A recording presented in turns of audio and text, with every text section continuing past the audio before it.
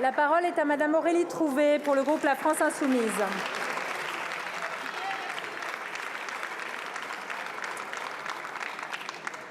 Madame la Présidente, chers collègues, Monsieur le ministre Bruno Le Maire, vous avez affirmé qu'il n'y a pas, je cite, d'appauvrissement de la société française. Est-ce à dire que les centaines de milliers de personnes qui désormais doivent sauter des repas n'existent pas pour vous? Car c'est maintenant le cas d'une personne sur 3 dans ce pays. Est-ce à dire que toutes celles qui allongent les fils de l'aide alimentaire n'existent pas pour vous? Nos concitoyens ont faim et dans quelques semaines, ils auront froid, faute de pouvoir payer le chauffage. Face à la flambée des prix, vous êtes enfermés dans votre extrême libéralisme et vous ne voulez au fond rien faire. Mais comme il faut tout de même occuper l'espace, eh bien vous faites n'importe quoi. Vous sortez donc de ces où la revente à perte, une ineptie totale qui a coalisé tous les acteurs économiques contre vous. À chapeau.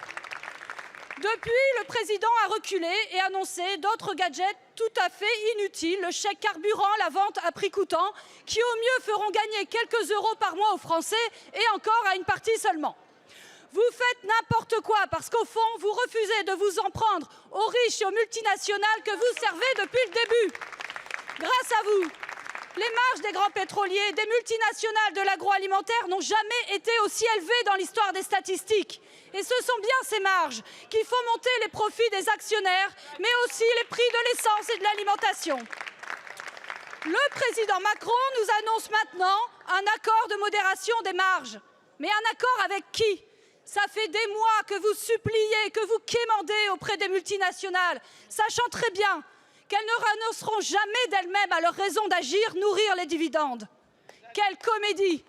Ce serait drôle si ça n'était pas dramatique pour nos concitoyens.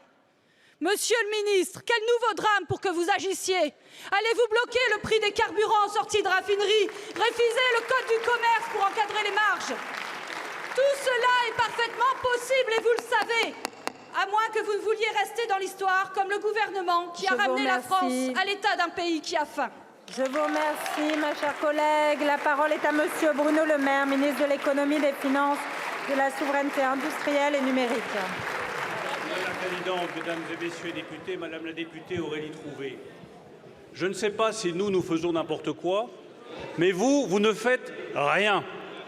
Si vous aviez tant d'attachement au pouvoir d'achat des ménages, pourquoi est-ce que vous n'avez pas voté le bouclier tarifaire sur le prix du gaz? Pourquoi est-ce que vous n'avez pas voté le bouclier tarifaire sur le prix de l'électricité? Pourquoi vous n'avez pas voté la revalorisation des retraites? Pourquoi vous n'avez pas voté la revalorisation du RSA? Pourquoi vous n'avez pas voté l'indemnité carburant transport? Vous refusez tout ce qui peut aider le pouvoir d'achat des ménages en France, par opposition idéologique à cette majorité et par indifférence totale aux souffrances et aux malheurs de nos compatriotes. Voilà la réalité politique, Madame la députée. Alors il est toujours temps pour vous convertir.